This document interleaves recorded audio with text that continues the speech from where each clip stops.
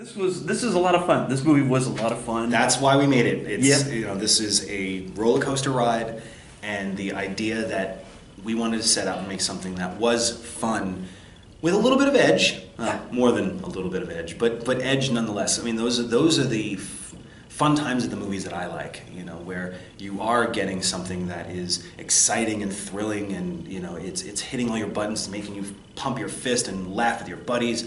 But then those little moments where you go, you know, like I remember when I saw The Professional the first time, and I had known who Luc Besson was from La Femme Nikita, but this was '94, where, you know, this was his first kind of this was his first real American film. And I remember the scene when Gary Oldman's crew bursts into the apartment and kills the entire family, and in a gruesome fashion, mind you. You know, you had that amazingly awesome gunfight in the very beginning of the movie, and you're just like, yeah, Jean Reno's the shit, you know. And then you get to Gary Oldman, who's pure evil in the movie, and he just decimates this family, you know, who, you know, for the most part were innocent. That girl's the older sister's leotard, she should have been shot for those.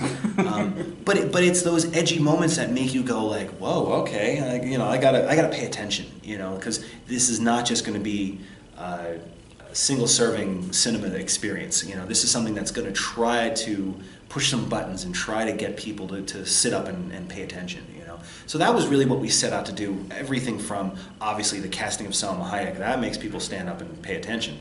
But the idea that it's all set in one room, the visual strategy that we took, you know, we did not shoot coverage on this movie. Every shot was a domino effect where we knew that, you know, if you started shooting wides and close-ups only, it's just a bland experience. You know, I grew up when I saw Evil Dead 2, you know, or Bad Taste, you know, those movies, you know, obviously have this very kinetic energy to the camera work, and it made me stand up and take notice. And I went, wow, you know what, this could have been shot very pedestrian-like, and it would have been fine, but just the gesticulations that those filmmakers were using in their framing and in their camera movements made me excited when I was watching it, and that's the feel that I wanted to have with this. So it's a lot of you know, I guess cinematic gimmicks that are going on in the movie, but that's purely just like a roller coaster. It's there and designed to elicit responses at just the right moments, so that you, by the end of it, you go, whew, what the fuck did I just see? Exactly. What did I just see? I liked it, holy crap, and I gotta tell all my friends, or I hated that.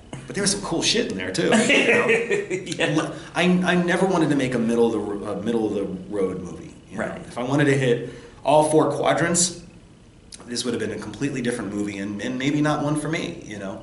But if I knew that if I made one quadrant of genre fans really happy, and I'm included in there, then hopefully that quadrant gets to tell this quadrant, and then they tell their parents, and then by, you know, hopefully by Christmas everyone's going, what are we going to watch this year? Elf? No. Die Hard? Hey, there's this new movie that's kind of like that, but it's got Christmas in it. New Christmas classic. You know, right. What you're hoping.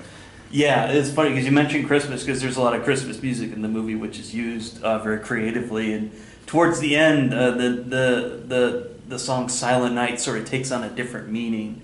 Yes. As you rise above the building and you see the sunlight. Seeing the sunlight is almost a relief in a sense. That's exactly how we designed it. I'm glad you picked that up. You know, for those who don't know out there, you know, the movie was designed so that we would be in that room with Everly at all times. So it's a very subjective cinematic strategy. So, you know, there's no cutaways to who she's talking on the phone with. There's no one downstairs that you're cutting to. If we did need to go downstairs, we thought of practical ways of doing that, like, you know, using the security camera and stuff like that. But the idea was we are stuck with her. Mm-hmm. So we feel what she feels at all times, including that sense of claustrophobia. Even though I shot it in 2-3-5-1, we still wanted to elicit the sense that she is in a corner. You know, she can't get out, she's stuck, and we're stuck with her. So we might as well root for her, because we need to take a breath too. Mm-hmm. So that last shot, which was obviously, you know, it was a very ambitious shot. Was a very ambitious shot. It took a lot to get that right, but. And there were points where the producers were like, we can just cut that. We can just, you know what, when X happens, we're done, credits roll. And I'm like, yeah, but the audience is going to walk out of a box while they've been in a box watching this movie, whether it's, you know, in a theater or even in their house. unless they're watching it at the drive-in, which we're going to be showing the movie at the drive-in, which is awesome. Nice. That'd be perfect. Unless you're watching it at the drive-in, the catharsis of being able to get a breath of fresh air, which the very last moment of the movie before the title card comes up, that breath that happens, spoiler alert, that's the thesis of it, is that we need to have the audience feel the same breath of fresh air that the character would, or even just anyone would, when they've been stuck in a situation, in a claustrophobic situation for so long. So that mixed with what Bear McCreary, our composer, and his wife Rhea, who sang the song, like when I showed them the shot, we had an idea that we were going to go with Silent Night. I always knew that it needed to be a Christmas song for that moment. When they suggested Silent Night, and then just kind of laying in a temp version of it, you're right, it added so much more to the movie in that moment, but then I can never hear Silent Night again the same way, because the lyrics, just, you're right, kind of have a whole different significance to them. And that's the beauty of cinema, is that if I can sway people to, to listen to Silent Night differently, in the same way that you can never listen to Stuck in the Middle with You without thinking about ears getting cut off ever again. If I can earworm someone like that, forever, so that when they hear Silent Night while they're riding down the 405, going to a Christmas party, and they go, Everly, I've won. I've got it. I've stolen Silent Night from everybody. Yeah, definitely. No, I think that's a great point. And speaking of Bear McCreary, he did the score. His score, it sounds kind of like something from an 80s movies almost. Mm-hmm. Was that something you were going for? Definitely. I mean, a lot of the movies that influenced me in the writing of it, and also Bear is a huge movie geek, just like all of us. Right. And he's huge. Get him going on Scrooged, forget it. You'll be there for hours, and no one will get anything done because we'll just talk about Scrooged forever. But we knew, like the one, I guess the one requirement that I had for Bear when we first sat down, because he's one of the first people that got the script, and that part of the selfish reasons why I named the character Tycho was that Bear would read that and go, "Oh shit, this character's named Tycho. And I use taiko drums in a lot of my scores. I have to do this movie just because I gotta sate this character and give him a theme." So I knew I love percussion in movies. I love the kind of forward drive that it does, both in the editing and just in the soundscape. You put something that has, if you put Bow Wow Wow's "I Want Candy" and you have that section in the middle where it's just drums, and you put that to a car chase scene, or even just somebody in a classroom just writing something, immediately the pulse gets quickened and the tension rises, So I knew that I wanted that in the movie. And that was really the only requirement I had. And then when I showed Bear the first cut, we both said, instead of going something that's much bigger and orchestral, why not make this a little more down and dirty? And I've referenced Assault on Precinct 13 before many times, because it's one of my favorite Carpenter movies. Oh, yeah. When we discussed that, and Bear's like, strip it all down. Like, if you're stripping this character down to nothing and rising, and building her up again, let's strip down all the orchestrations. Let's keep it as bare bones as possible with not a lot of instruments. I mean, we had the facilities to do it if we wanted to. And some people said like, "Oh, you must have gotten the cut rate Bear." I'm like, no, we actually didn't. We got more than you'd expect, but it was a very cognizant choice to go, less is more with this, and just let the rhythm kind of push both the score but also the movie forward too, and he excels in that. And plus he knows how to make a really mean Christmas song too. So. Yes, he does. No, I love the score in that regard. And going back to Selma Hayek, she gives a truly, not just a great performance, but a really exhaustive one. She doesn't hold anything back, and I was just like, was there ever a point on set where she's like, this is too much, or was she like the Energizer Bunny? She just kept going and going? First off, I completely agree with you. She would make us exhausted because she wouldn't stop doing takes, She would just keep giving and keep giving and keep giving, because for her, she was always striving for the truth. She never wanted to go, it was it was a balancing act, but she never wanted to go too big. But she also knew that if she went too small, it would be too understated for such an extreme situation that she's in. You know, everything is heightened in that apartment. You know, whether it's the people that are coming through or even her own emotions, because she's got to move. You know, like she doesn't have time to sit and reflect. You know, there's one moment with her and her mother and everything, but even that has the air of, all right, guys, like I want the audience to be like, wrap it up, B. We got to get the hell out of here. You know. Yeah. But she would always just, no matter what, bring her A game.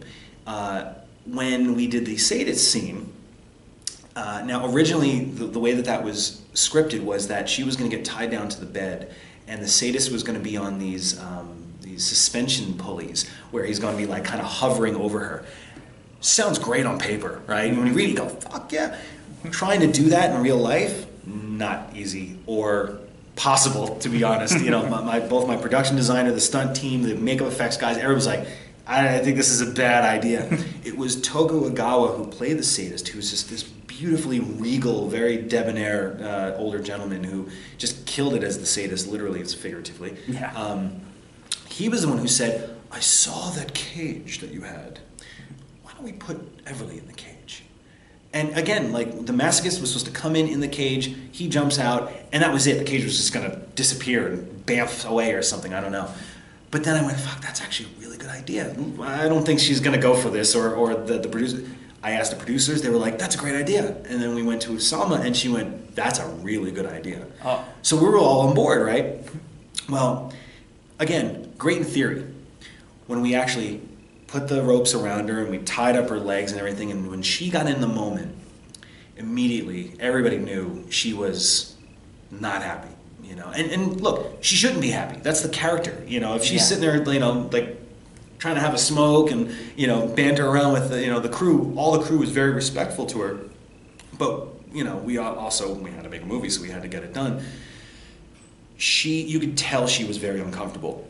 And at one point, early on, before vials start coming out, we had already been shooting for, you know, a day. We had 3 days to shoot the sadist scene.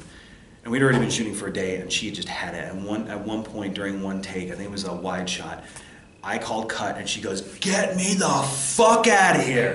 And everybody raced in and got, you know, and pulled them off, and she had a panic attack, you know. And honestly, she had every right to. It was an awful, like, very strange situation to be standing next to these two, you know, 4 crazy dudes who look like refugees out of Big Trouble in Little China, and this diminutive little guy who looks like, you know, Roman Polanski from Chinatown with a set of acid vials. You know, not a pleasant scene to be in. You know, and she knew that if she didn't bring all the anguish and all the pain and all the dread and all the fear, that this scene wouldn't work, you know, like you were saying. Like, she brought it and she made it so exhaustive for people that if she wasn't truthful in that moment, then the scene wouldn't have worked.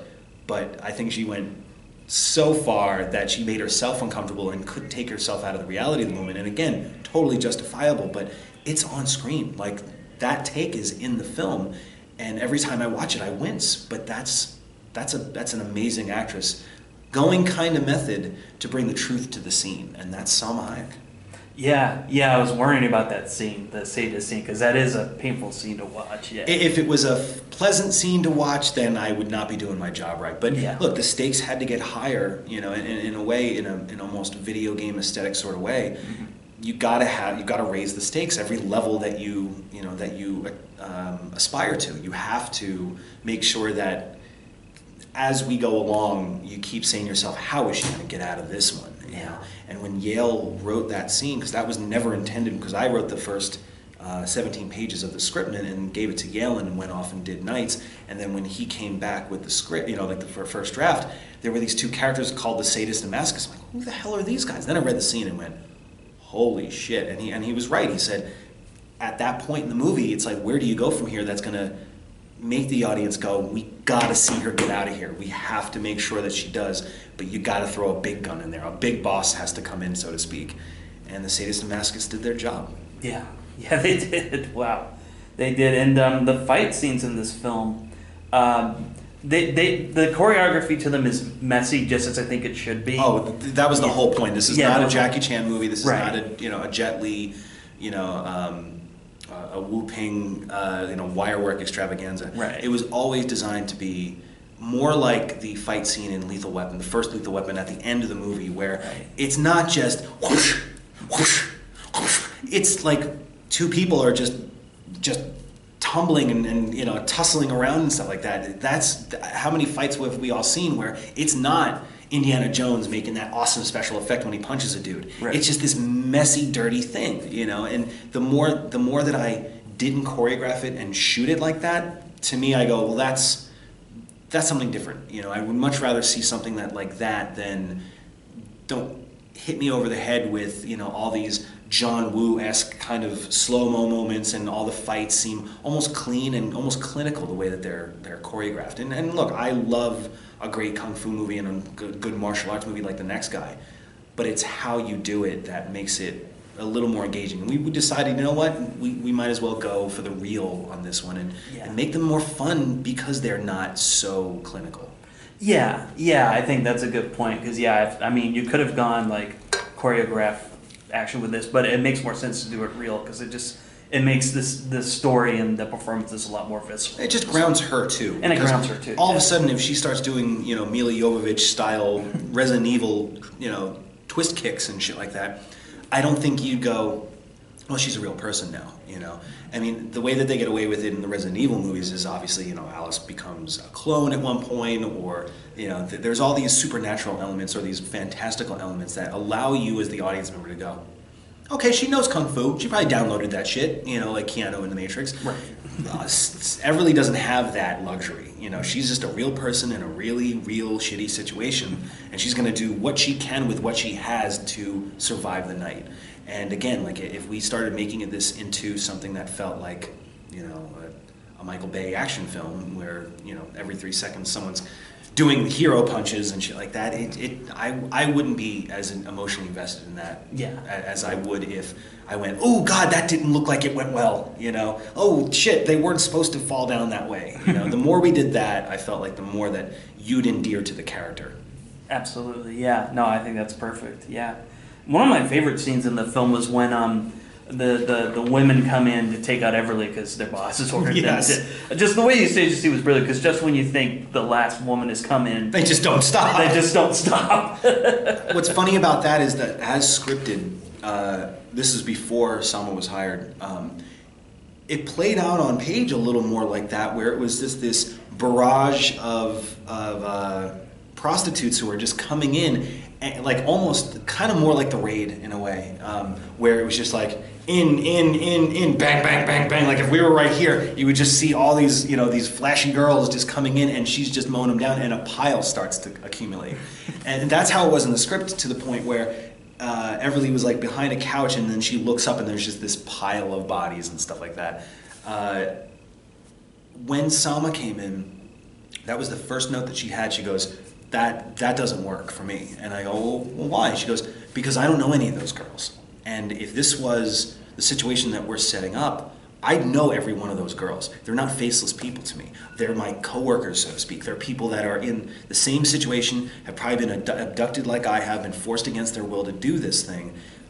I would have some communication with them. So this is personal. Even though for them it's a mode to get out and survive, the fact that she says, like, hey, Dina, is that you? It's like, hey, that's my pal, and she's trying to kill me, So the more that we worked on it, the more she kept putting, asking for, like, let's have more back and forth between these guys. Like, let's make it feel real, even to the point where she doesn't shoot it, but Dina, who's played by Jen Blancbean, when she's in the mix, and then she and Elise, who's played by Yelena, who is in a Serbian film, when they shoot each other, in most cases, in most action films, you'd have that moment where you'd cut to a super wide shot, and then your hero would walk over and stand over them, and you'd hear it like, fuck you, and then they'd shoot him, And someone was like, no, I know her. Like, I'd want to help her. Yeah, I understand she's trying to kill me, but I'm a human being, and I know maybe if I was in her shoes, I'd do the same thing to get out. So I want to have that moment, and when we did it, it was like, oh shit, she's right. Like, the more humanity that we can instill in the movie, and those little human moments are just going to set it apart from every other action movie that's out there, that you go, oh, okay, another person died. Oh, okay, this one's been dispatched. if you feel anything for those characters, then we've done our job. Yeah, no, absolutely. That's a great point. Yeah, because it does add another layer to the scene that otherwise, in any other action movie, probably wouldn't even be there. Exactly. Just like that was our thesis. Was we wanted to give the audience the things that you don't normally see in action movies. You know, for better or for worse. Some people don't like that, and I totally get it. But those are the action movies that I love. Like when you tell me like, oh, you know, what's a good thriller? Someone might say like in the '80s they might go like, I don't know, Body Heat, you know, and I'd go Blood Simple, you know, because you know whatever you know is Lawrence Kasdan is Body Heat, like right. Whatever Lawrence Kasdan does in that, it's very classic noir, right? This is just a terrible example, but I think you'll get the point, you know. But it unfolds in a very conventional sort of way. Aside from the lighting, it is what it is, and it's more about the performances and the writing. The writing is what really knocks it and really sets it apart.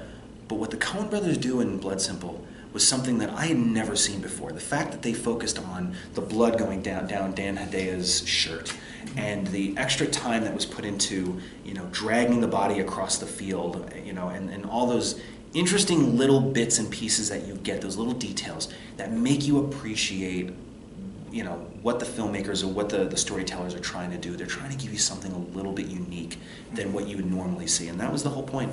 Yeah, that's great. Now, I was thinking of 80s thrillers. I was suddenly thinking of The Hitcher. Oh, dude, I love The Hitcher. The Hitcher. And that's another movie that is so much better than it was designed originally to be, like on page. Like, look, that script is amazing, you know. It was Eric Red, right? Yeah. You know, what Eric did on page is great, but just even having, you know, as John Seal, I think, is the DP on that, just by shooting it in anamorphic widescreen with, you know, crazy second unit shots, but it really comes down to that scene in the beginning when you have C. Thomas Howell and Rutger Hauer in those super tight close-ups together, and you know the rain's pouring and everything, and they're challenging each other. That's a movie unto itself right there, and that's what made it different, you know. So even just from a structural standpoint, The Hitcher is totally, you know, like in Everly's wheelhouse, because you don't know what's going to happen next, right. You know, as opposed to, oh, I've seen everything in the trailer, I know this happens and this happens and this happens, and audiences are smart. They know, like, okay, we're in our first act now. Oh, okay, now this is going to transition into the second act. Oh, we must be wrapping up here, you know. The more that I can throw the audience off and make them think, like, I have no clue where this is going to go, that's exciting, because if you've been on a roller coaster, there's nothing like going on the first time, because you don't know what's going to happen next. You might go for a loop-de-loop, you might go into a tunnel, you might not come out of that tunnel. But then after the second or third time, you know where everything is going, you know, so it's not as exciting. Hopefully this is a roller coaster ride people won't forget. Yeah, definitely. Well, it's great fun talking with you, Oh, man. thank you so much. Terrific Seriously. job. My pleasure. I really appreciate it. I'm really proud of it, especially after the last movie. It was such a disaster. I was just like, oh, hey, it happens. But, you know, you want to be excited, and, you know, you want Jasmine, you know, to be like, don't lie, you know, like I want you to be honest, but if you have to lie and say the movie's good, please do. Here it's like, I am so proud of that movie that I can go see it in the theater and not go, oh God, all I see is the faults. Of course I see all the faults. Right. But I also get excited when all the right things happen, and especially when you see it with an audience and they're cheering and yelling and clapping. It's like, that's what it's about. It's about getting together and having fun with these types of movies. And if it's a little edgier than usual, hey, so be it. So be it, yeah. Awesome. Great, man. Thank you.